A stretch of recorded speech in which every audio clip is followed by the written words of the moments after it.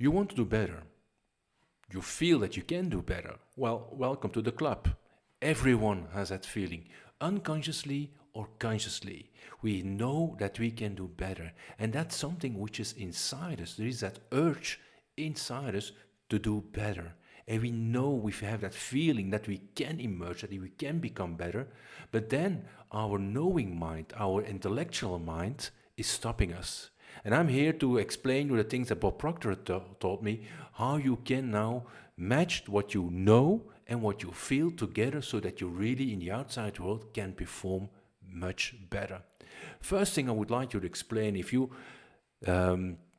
observe a rose, if you observe a tree, if you observe a flower, that will never stop to progress till it is unfolded to its most beautiful form. It doesn't say halfway, well, I'm a little bit lazy today, I want to become a more beautiful flower. Or a tree will say, well, I've had enough, I'll stay a small tree. No, as long as it is living, it is growing. And we also have that inside. As long as we are living, we have that urge, that feeling we can grow, we can become better. It's not only physical, but it's also intellectual. We can, at a certain point of our life, we will maybe more intellectual growing than not physically anymore growing. But we have that urge. And if you stop growing, if you unconsciously stop growing, then you start dying. Then you go backwards. And that's not what you want. And because that is it's going against your nature. So let's unfold. What should you know? What steps could you take to become better in growing, to become better in your business, to become better in your health life or wealth life? Well, the first thing is what I would like to explain you is if I would ask you, who are you? Probably you would say, well, I am Nick. Well, you would introduce you, maybe I'm John or I'm Mary. But actually, I'm not Nick, and you're not John. John is your name, and Nick is my name. It's something I got. My father gave me that name. Actually, on my ID card, there is not stated Nick. There is another name stated. My birth name is not the name that everyone uses me to call me. So when someone calls my official name, well, likely I won't turn my head because I don't associate myself with that name. Nick is my name, but it's not me. And that's already a very big understanding. If you present yourself, say, my name is, and not I am. You know that I'm a physiotherapist from background, and in the practice we see a lot of big difference between type of patients. When I was in practice, you see people say, well, I am, in Dutch we say, I am a heart patient. I am a back patient. Well, if a person describes itself, I am a heart patient, I am a back patient, I'm a knee patient, well, that considers that it's part of their identity. If a sports guy enters the physiotherapy, they will say, well, I have my ankles is sore, or I have a lesion at my knee, but it's not him. It's just something temporary. Most people start to identify themselves with their disease. And that's the beginning of the end, because now it becomes chronic. It is part of your identity. Same as you saying, well, I'm Nick. No, that's my name. That's not me. That's not totally me. It's a limiting belief. And that's what Bob Proctor taught me very clearly. He said, be aware of your limited beliefs. There is much more than that you think. You're only not aware of it. And we are tending to say, well, okay, that's what I am, that's what I know, and we are creating a world that doesn't expand anymore. Be always aware that you can expand. Put your beliefs in question and say, well, is that really true? Or I know for this moment, I accept it, but I know that there will be more. I just should ask better questions. If I ask a better question, I'll get a better answer. So getting back to that I am. So I'm not Nick. It's just my name. Same what I said about are you fit?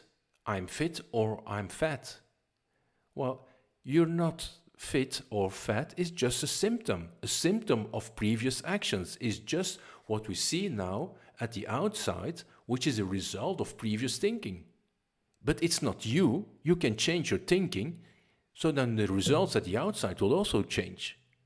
So if you start to become aware of that, as if I observe my results at this moment, it's not me. It's just a blueprint or a copy of what I was thinking in the past. It's not maybe not even what I'm thinking today. It's just a reminder of what I have been thinking in the past. So if you say, well, you're not fit or not fat, no. You're at this moment, your condition is fit and your condition is fat. And as long as I have fit thoughts, I will stay fit. If I start to have fat thoughts, I will get obese.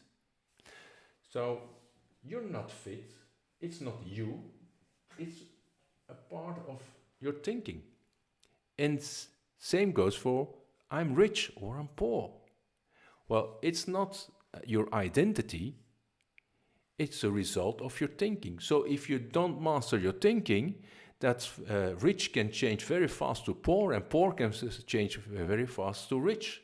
It's just a matter of your thinking. It's not something that's granted. Be aware of that. It's not granted, it's just your thinking. So if you don't control your thinking, you can be rich as hell or poor as broke, whatever, in which situation, which poor side you are. If you change your thinking, the outside will also start to change. So you're not poor, it's just, you're not rich, it's just a copy, an outprint of your past thinking. And you should be aware to, if you're rich, well, keep your thinking as a rich person and don't start to have poor thoughts, because otherwise you will reverse it. That's for sure. So if I'm not all that, then I am that I am. And that's where all theologians and all scientists agree upon. In the end, there is only I am. I am that I am. And if you think about that, I am that I am, then I have infinite possibilities. Because after I am, I can describe anything I want. I can describe that I'm a millionaire. I can describe that I'm smart. But I also can describe that I'm dumb. It's your choice. It's your thinking that will create your reality. And it's your thinking that's creating your state. And you only can serve one master. You can't serve two masters. Or you're rich or you're poor. You can't be the both at the same time. You can't be smart and you can't be dumb at the same time. How do you describe yourself? Who do you say I am? Because everything what you say after that I am, that's the state you're in. And it's not like in fraction, but what you think in your heart, that's what a man is. So what you repeatedly say about yourself, that's what will manifest at the outside. Because everything what you say about yourself, that's the way you will act. That's where your self-image comes from. Is that constantly thinking, limited thinking, or infinite thinking about yourself? And the more that you can think infinitely about yourself, the more that you can expand, the more that you have the possibility to grow. Most people go life by limited thinking. Everything what they say after I am is a limited belief. They don't create the possibility of growth because they describe themselves as limited. Bob always said, well, you have to be very happy, but never be satisfied. You have to be very grateful, but never be satisfied. And he was repeating that, Be happy, never satisfied. Be grateful, never be satisfied. Why did he explain that? Why did he teach us that? Well, he taught us that because that created the possibility of growth. Ask yourself, how can I grow? What should I learn? What should I understand to grow? What should I understand to encounter the next phase of my growth? What is the thing that I'm missing? And now your brain will start searching for the right answers to grow.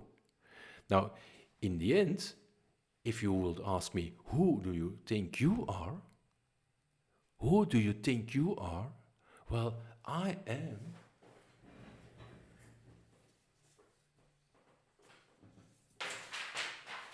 imagination. I am in my imagination. If I can create a picture of myself, and I can hold it and I can feel it, that's the direction that I will pull myself in towards. So it is the thing, if you know I am my imagination, the thing that you can imagine and you can hold that image for yourself and you can create in all these details and you can feel it, that's where the law of attraction starts. That's where you start to manifest. Because the picture that you can create for yourself, that's a frequency that you live on. And if you can keep that frequency very steady towards an aim, towards a goal, that's where you will be attracted to, there will be pulled to, and there's no one who can stop you. I hope you learned something, and if you learned something and you're still here, well, smash that like button and subscribe to the channel. And I hope to see you in one of my next videos. I'll explain everything that Bob learned me in a very easy, simple, and practical way. See you in the next video.